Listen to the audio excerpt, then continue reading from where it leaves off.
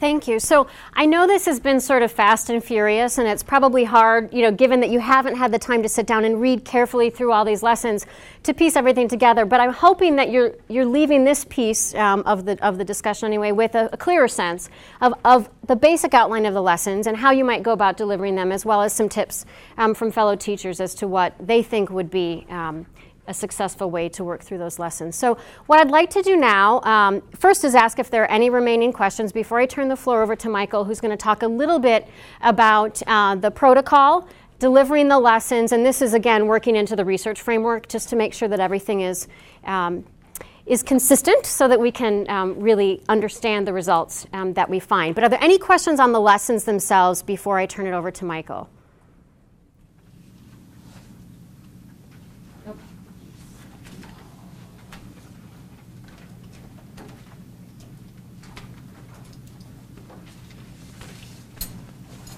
All right, so let's see who was paying attention earlier at the beginning when we talked about the various lessons. There was the grasshopper and the ant.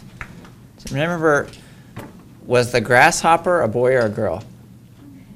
A boy. Boy, right? What was the grasshopper's issue? Wanted lots of stuff. Wanted lots of stuff, lazy video game player. The ant was a boy or a girl? Girl. A girl. Efficient, forward-thinking. I'm not a sociologist, but I have to wonder about the people who wrote these curricula. But actually, it's probably on point.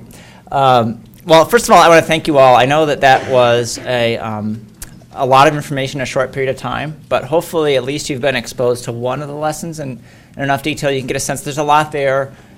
I would describe this as a platform that you can build upon.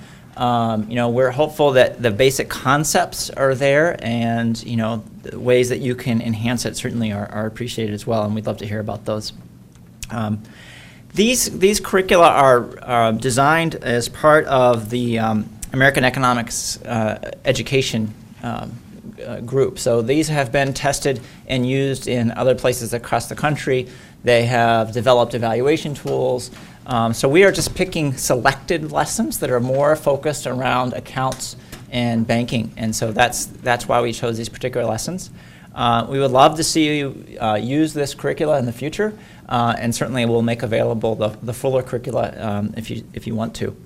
That said, our focus really for this semester, for this spring, is to deliver the lessons that you just heard about. And to deliver them in a relatively consistent way, so that all the classrooms that are assigned to these will basically cover these materials. And you may, as an educator, you may do them yourselves, or you may work with a volunteer from RCU who can help with that. We've also heard about some situations where teachers may team up to try to cover these lessons. So I think there's different ways we can do this. The important thing for us is that most of the schools get mostly the same thing. So we know there's going to be some variation, and we certainly encourage your creativity, but we want to make sure you cover the basic concepts in each of the lessons. And as much as possible that all the students who get the curriculum are exposed to these basic ideas. We think that each lesson's about 30 to 45 minutes. As we talked in our small groups, some of these are going to be less, some of them may be more, and we fully understand that that's going to be a range. And in some cases, it may be where you end up doing 2 a week, or you end up bridging, and going into a couple different days. And we understand those kinds of things are going to happen. We hopefully will give you as much helpful information as we can. The binder obviously is designed to have as much as you need to deliver the curriculum, including copies for students. But there are other available materials as well. There is a website, which maybe you've already seen because it was sent around by email, that's available, where a lot of materials are posted. A lot of the materials that you've seen today will be posted on the school district's website, so you'll have access to those. So as much as possible, we want to try to make these materials available and accessible so that you can get at them. What we're asking is whether you deliver the curriculum or not, you will be in the room when the curriculum's delivered, whether it's a volunteer that's doing it or whether you're doing it, obviously you're in the room, that after each lesson is taught, you go online and just do a short survey about how that lesson went. This is not so much part of the evaluation. It's important to us to get feedback on how the lesson went. So we don't really see this as being the end-all and be-all. We see this as being, we're going to get some feedback and make it better. So that's why at the end of each lesson, we hope that you'll go online and do these pretty short feedback surveys. They'll be no more than 5 minutes. Just how it went what worked well, what didn't work so well, what might we want to think about changing for the future. And so there's a small incentive. If you do all 5 of them, you get $25. So we hope that you'll be able to do that after each of the lessons, hopefully the same day or within a day or two, so you don't forget what happened. I know that these can all run together. So that'll be an important thing too. The other aspect of these curricula are that they are meant to be taught in a certain order and sort of at a certain time. So you see the order and you know which group you're in terms of when this is to be taught for your course. I'm getting the high sign. And there's the timeline. Let me back up a little bit and talk about the research. So from a research perspective, we're not evaluating you. We're evaluating this curriculum. And the way we're going to evaluate this curriculum is that all the students in the district whose parents consent will take part in an assessment survey at a baseline. So that's the start, and that'll be in early March. And then the classrooms will be divided into an A and a B group, and the A group will deliver the curriculum and the B group won't, and we'll be able to compare those two in a follow-up survey and see. Now the B group is not excluded here. They still get the curriculum, they just get it a little bit later. So that provides us the opportunity to do the comparison of the two groups. These surveys will be something that you will actually be involved with. They'll actually take place in the classroom, so you'll get to see them. We have gone through a pretty rigorous review of these surveys. So they have been reviewed by your school district. They have been reviewed by the Human Subjects Committee at the University of Wisconsin, and they've been reviewed by the Office of Management and Budget in Washington, D.C. So a lot of eyes have seen these surveys to make sure that the questions are all fair and that the information that's collected there isn't in any way going to be risking students or bringing up issues that are harmful, that kind of thing. So we'll give you a lot of information about these surveys. We don't want to inundate you with information today. It's hopefully will be very straightforward. We have a survey center at Wisconsin that does a lot of the surveying. They do surveys in schools, so it will be as easy as possible. You'll have envelopes, they'll be marked, you'll pass them out, you'll collect them, and you'll be done with it. You won't have to worry about mailing addresses or anything like that. We'll make it as easy as possible for you to do this. The key thing is that everybody does it. I mean, that the ability for us to see whether from the baseline to the follow-up, if kids learned anything, if their attitudes changed, if their behaviors changed, is to know that actually something happened in between. So that's key, that you roughly stick to the schedule, roughly stick to the curriculum, and we know whether students actually got the curriculum or not. And the other important thing is that for the B group, that wait until the start date. So we actually have a clean comparison group to compare to. So, but really, the only difference between A and B is when this happens. We're not in any way saying that some students are better than others, some students get more or less than others. They all get exactly the same thing. It's just a matter of the timing that allows us to do this comparison of the two groups. The big concern we have at this point is just whether parents are going to consent. Will parents sign their kids up to be part of this or not? So that's probably why you've seen media here today. So I think the teachers who were speaking to the media, we want to get the word out in the community that this is a good project for Eau Claire. It's a safe project for kids, that it's a good thing for the school district, it's a good thing for the kids to be part of this, and that it really isn't a lot of heavy lifting. That it's a pretty simple thing, and we just really need to make sure that parents are willing to let their kids do this. Now, if a parent in good conscience doesn't want their kid to be part of this, they hate Madison, they hate whatever, that's fine. We in no way want to coerce or suggest that parents have to do this, but we also don't want them to not do it just because they don't know. So we hopefully are getting as much information as we can out to parents in the community so that they know this is an opportunity, they can be part of it. It's voluntary, but we sure hope they do. And it can only hopefully make us all better off. So any questions about the general evaluation? It's basically paper surveys. This isn't much more sophisticated than that. So the questions were about the timing. Do we need to do these in exactly one a week for 5 weeks? And the answer, if you're in the A group, is mostly yes, unless there's some extenuating circumstances. In the B group, it's less important, but we do have something called summer coming up, so you can't wait too long. You got to get it done. So it's a little more flexibility, but we do have that constraint. The other question was, are there? So you as teachers won't know which parents have consented to have their kids in these or not, and essentially any kid who would normally be in your class the day that you're doing the curriculum, you should deliver it to, but you don't have to go out of your way to make sure that certain kids who otherwise would not be in the room or in the room are there or not. So is that? Yeah, that's pretty much what I said. So yeah. I guess I don't understand about the consenting. If a parent doesn't consent to have their kid do it, what's that kid going to be doing? So the consent is not for participation in the education. Every kid gets the education in the district in these 4th and 5th grades. All they're consenting to is to use the data for research. Okay. So the consent is just to let their data be used for research. Their data can still be collected, but we just never use it. So that's all the consent is really about, is we aren't allowed to see it or touch it or do anything with it if the parent doesn't consent, because they're minors. Yeah. And so all kids will take all surveys, and then it's the University of Wisconsin, our survey center will separate the surveys from consenting parents from those from non-consenting parents. So we'll only ever see the surveys from consenting parents. Yeah. Has that consent been sent out yet? Not yet. It'll. What was the question? Oh, the question was, have the consent forms been mailed out yet? And no, they will be mailed out probably in early March. Do you want us to mention anything to parents at their teacher conferences? We have that coming up, so we can put a little plug in if this is coming. I don't know if that would be appropriate or not. Yeah, that would be wonderful, because the success of the evaluation really rests on parents agreeing by signing their name on these forms, and so they do need to get, recognize them in the mail, read the material, sign the forms, and send them back in, and that does take a little effort on their part. So the more they're prepared to receive that packet and return the material, the better it is for the program.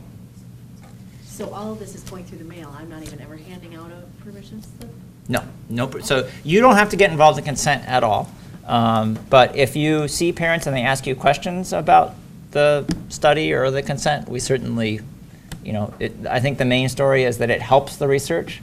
It's all anonymous, so we don't actually ever know it's Billy. We just know it's a boy who's in the 4th or 5th grade. That's about all we really know. So, we really are just looking for the change between the baseline and the follow-up in these surveys.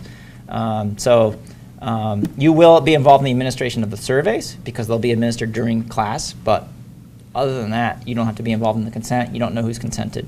Neither do we. So, yeah.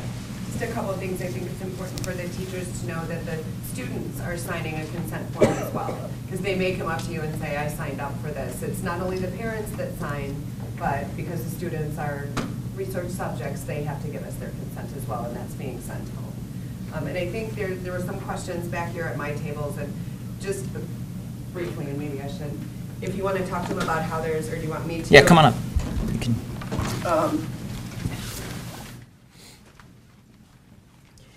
Basically, there's 3 organizations who are having their hands in the data. There is the Survey Center at the University of Wisconsin, RCU, and the Center for Financial Security. So all those parent information and student consent forms are going to the Survey Center.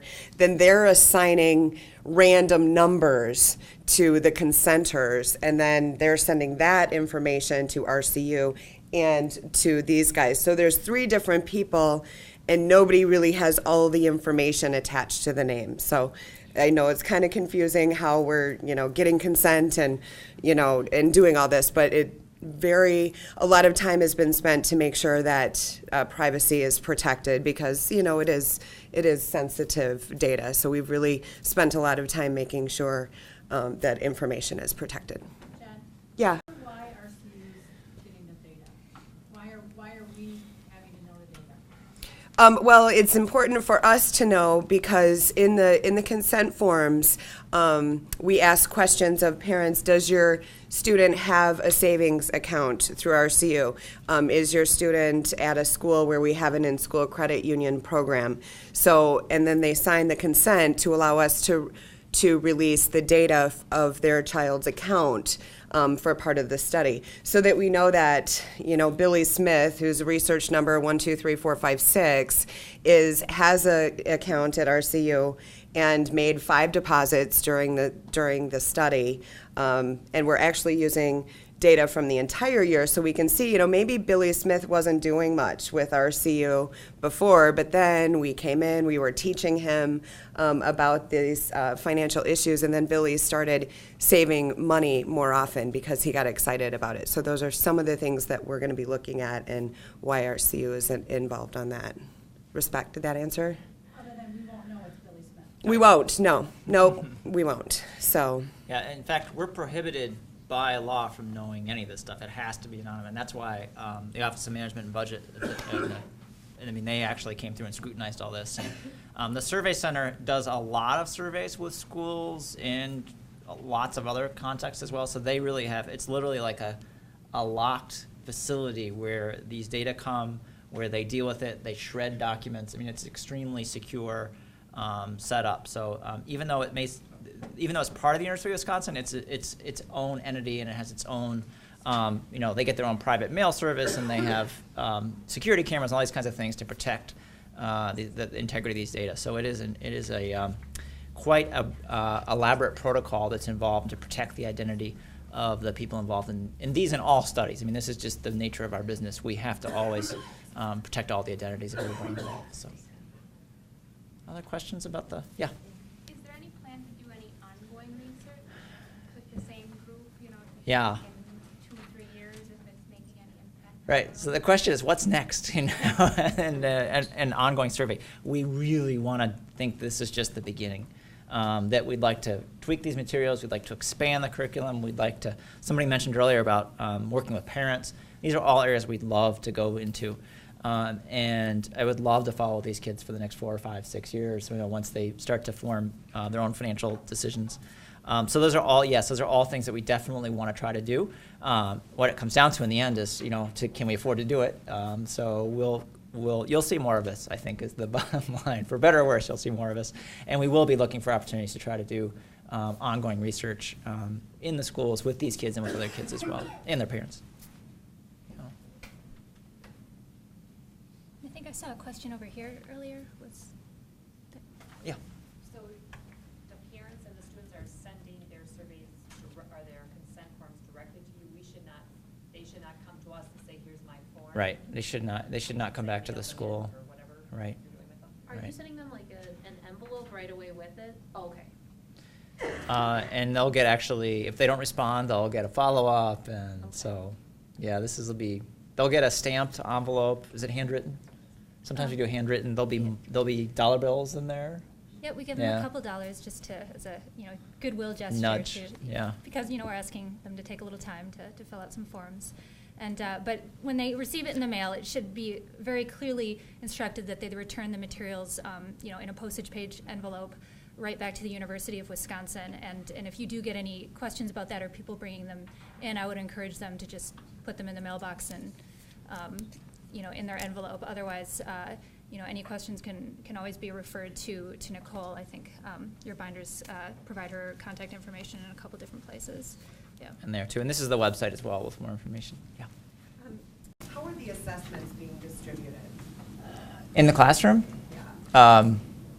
Basically, they'll be handed out in envelopes. The kids will fill them out. Do we have a time estimate on the assessments? Early March. It depends a bit on how long it'll take to actually fill them out for each kid. Oh, about 25 minutes. About 25 minutes. So you guys are mailing those to the teachers, or? We will be delivering a package of all the assessments that 4th and 5th grade classrooms need at one school to the partnership coordinator. And then we're asking the partnership coordinator to distribute each of those packages to a teacher to administer in the classroom. And then the teacher would return the assessments to the partnership coordinator, who would then put them in a postage paid package and just send them right back to the survey center. So, we're hoping that makes it as easy as possible. I guess just a few more points on the curriculum itself. One of the things we included in your binder was the Wisconsin standards for financial education. So there's 4th, 8th, and 12th grade standards that we have. It's worth noting that Wisconsin is really at the forefront nationally in terms of these national standards. We have the only national standards, or the only state standards for financial literacy, which actually map back to Bloom's taxonomy, are actually embedded in the curriculum. They're actually well designed, well thought out. A lot of other states, they are not very well designed and thought out. And what's important about what we're asking you to do is that it maps really closely to what's in there in terms of the 4th grade standards. So those are just a nice resource. DPI on their website actually has these and some other materials related to ideas for teaching these at each of the levels. This is an area that has become greater and greater of interest at the state level of trying to make sure these standards really are embedded in more of the curriculum across districts. And I think districts like Eau Claire are just a good model for how these are actually getting out there. So those are in there for your use as well.